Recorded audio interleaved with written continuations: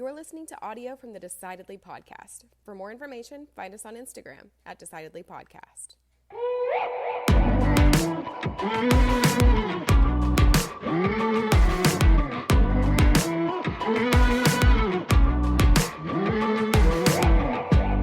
Okay, so there was a big decision this week that they just rolled out, and I got an invitation to go attend this event where TCU was introducing the new football coach.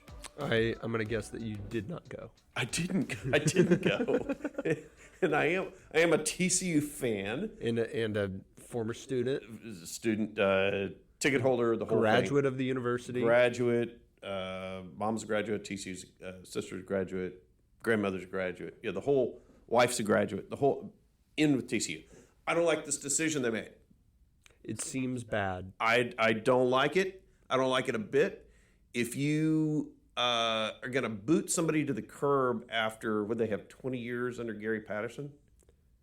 Something like that. I think he was defensive coordinator in '99. Okay, so for crying out loud, they've got a freaking statue of the guy. Of the current coach. They built the statue while he was still While the he coach. was there. Yeah. He did not pass away. He did not leave. He had not retired. He was the current coach, and they built a statue of this guy, which I think that's a bad decision, number one. I don't know. It's well, the guy's still up kicking around. He could do things that are going to make you have to take that statue down. Okay. And apparently the list of those things is growing. The list of those things is growing. You know, the Joe Paterno statue got taken down. Yeah, that's a good point. So I don't like that decision. I don't like the decision to get rid of him after admittedly they had a bad year, but I don't like that decision. The guy had put in his time. And if you're going to take any coach that's out there, right, and there's maybe a handful of elite coaches that you ain't going to get at TCU, I'm going with Gary Patterson every time. So what do you think the theme there is? Like, know the league you're playing? Know your dating pool? I think TCU didn't. I think they got a nice, good-looking gal that kind of stick with them for a while, a lot longer than normal. Hey, TCU should have been happy Gary Patterson stayed with them for 20 years. Gary Patterson could have had multiple jobs after 2010, finishing number 2 in the country, going to the Rose Bowl. He could have left. He didn't. I think it's a bad decision to kick him to the curb, and I think that's what happened. I don't know. But I don't like it. I don't like it one bit. I think the guy is the winningest coach at TCU. He knows what he's doing. Everybody can have an off year. Yeah, they got a guy who's like 4 games above 500 at podunk schools. Yeah. I'm sure. Hey, Sonny, sure he's a nice guy. I'm sure he's a nice Sonny Dykes guy. is a great guy. Okay, if you line up, give me all the athletic directors in the country. And you're gonna line up. You got 2 guys. You got Sonny Dykes. You got Gary Patterson. My guess is people are taking Gary Patterson 10 times out of 10. Out of 100. The only reason you would hire Sonny Dykes over Gary Patterson is if you didn't have the money to pay Gary Patterson. Well, that may have been it. I don't know, but he was. TCU seems to have a lot of money. I drive by there and they're spending money like a drunken sailor on flowers and buildings. They got money. I'm paying out the ass for tuition right now. They got a lot of money from me. Yeah. They got money. So are you still going to be a season ticket holder?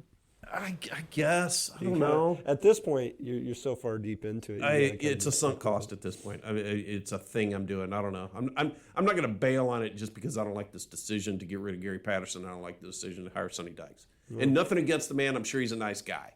But you can't get rid of Gary Patterson saying, hey, this guy's out of touch and slow. We're going to bring in some new blood. Bring in a 60-year-old guy from SMU. Do you know what they said was the criteria that they were looking for? No, I didn't. They wanted better recruiting in the Dallas-Fort Worth area. That's one of the top said? 3 things they said they were looking for. What a load of bullshit. I can't believe that. Are you serious? No, find in the whole country. I don't care. Go to Africa, find somebody. Go to New Zealand, find somebody. Go to the Congo. Go wherever. Go where the good football players and athletes are. If you got to go to the Netherlands and find somebody, you're going to limit your scope to Dallas-Fort Worth. Not a That's hotbed. what they said in the top 3 things. I can't think of anything more ridiculous than that when you're hiring a coach.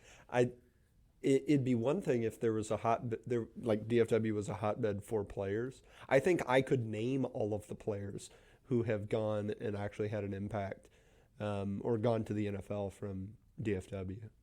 It's not exactly That was the known. top criteria. Well, speaking of really below average football, our guest today is from Cleveland. Jesus. Scott Snider. Hey, sorry, man. Scott. I don't know if you're a Browns fan or Hey, not. Cleveland, we're sorry about not. Johnny Manziel. I'm not sorry. You're Scott not Snider sorry about that? I'm sorry about that. Scott Snider is a nationally recognized industry leader, growth specialist, and lifetime entrepreneur. I bummed out. I'm trying to move into the thing, and you pull me back. Because I'm passionate about this. You're trying to jump to an We've been introduction going on for 5 minutes about football. Scott Snider, and he's got a lot of stuff to say, but I got a lot of stuff to say about coaching decision making. Save it for the next one. What are you thinking? Save it for the next one. No, this is what's happening now, man. You're just on a 5-minute rant about. I'm on a 5-minute rant. I'm on a rant. I'm paying $5,000 a year to go watch this football, and they're making decisions like that. It's only $5,000. It's less than 6. You used to have 6 season tickets too. I booted many of them because I wouldn't use them all. Yeah, you were paying for extra seats. I was paying just for 'cause you were extra so seats thrilled. for other people, so I could go move around the stadium and go hang with people. And I'm like, what am I doing? That's stupid. You wanted to share the joy of TCU football. I did. Yeah. I did. It was. There were some joyless years there. Yeah. I got to tell you about that. There were some joyless years, but I was there, plugging away, and I'm sitting there watching this, pitiful example of football for many years. Now, hey, Gary Patterson though turned it around. They did some good stuff. They were pretty But pathetic. he's going to be on the market now. He's transitioning. He's exiting, just like Scott Snider's going to tell us about today. How do you like that transition? God damn, how do you like that? I hated it segue. so Did you much. hate that segue? Oh. That's better than yours. Okay, our guest today is Scott Snider. He is the vice president of the Exit Planning Institute and operating partner at Snider Premier Growth. Scott started a landscaping company at 17 that was much more successful than the landscaping company I tried to start at 17 because he was actually able to sell that at age 24 to a strategic buyer. And then from there, he went, joined up with his dad, kind of like you and me. His dad's exit planning and M&A firm, Aspire Management. He took that company, grew it 10 times in revenue, and then with his dad purchased the Exit Planning Institute, which introduced the value acceleration methodology to help advisors and business owners get more out of their company upon exit. His company, the Exit Planning Institute, provides education to advisors so that they can help business owners exit their business. They created a designation called the CEPA, Certified Exit Planning Advisor. Scott will talk a little bit more about that later today. I got my CEPA. I know you did. That's so cool. I learned a lot from Scott and his program going through that and getting that designation, and I'm excited to learn more from Scott today. So if you're a business owner, you're planning to sell your business, that's a big decision, probably the single biggest decision you're ever going to make other than starting your business. Scott Snider knows all about that. He's spent his life becoming an expert in that single decision. So you're going to learn a lot. I'm Sanger Smith with Sean Smith. This is Decidedly.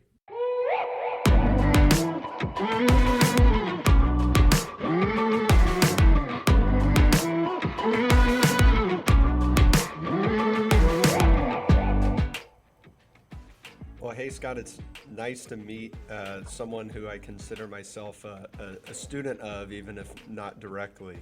You know what you said in the Certified Exit Planning Advisor course that you started your first company when you were 17.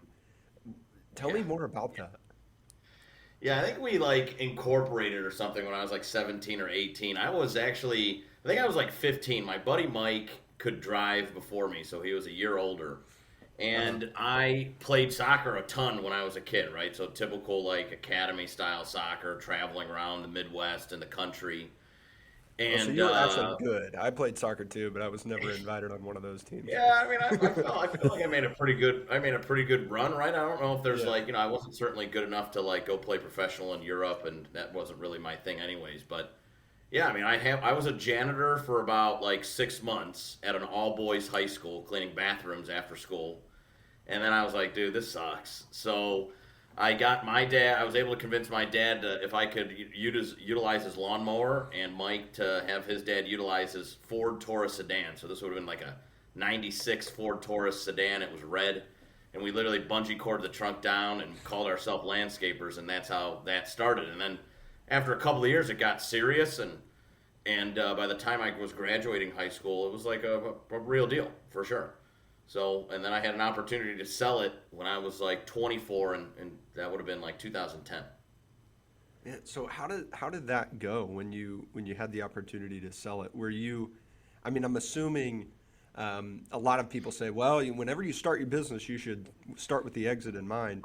I cannot imagine that was on your 15-year-old mind when you borrowed a Certainly lawnmower. not on my 15-year-old mind, but again, I'm probably, my dad Chris wrote the book Walking to Destiny, all about the value acceleration methodology. My book will probably be something like Growing Up Through Value Acceleration, because the benefit that I had is that my dad had always started to plan with the end in mind, right? Because my dad's a certified exit planning advisor.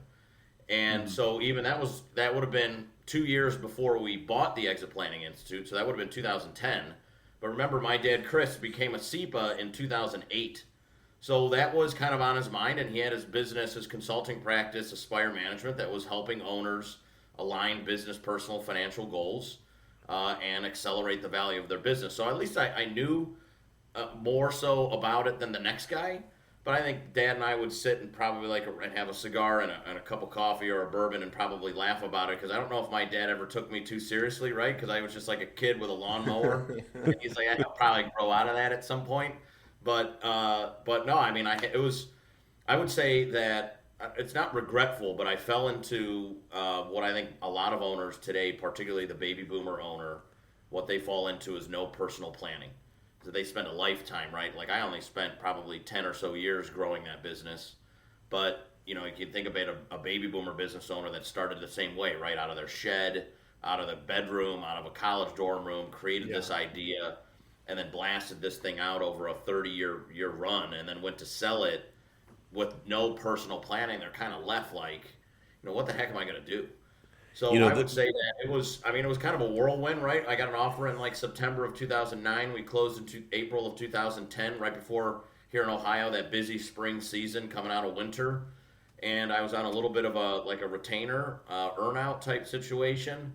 And then I kind of, was a kid with a little bit of money and trying to figure out what the heck was next. So I would say I would describe it kind of like a whirlwind, but certainly not necessarily a regretful experience. But this brings up a pain point for me. Like a lot of guys in high school, I mowed yards. I had a business, where me and a buddy of mine that he was my business partner because he had a trailer. And so he had a trailer and I had a mower, and so we were landscapers.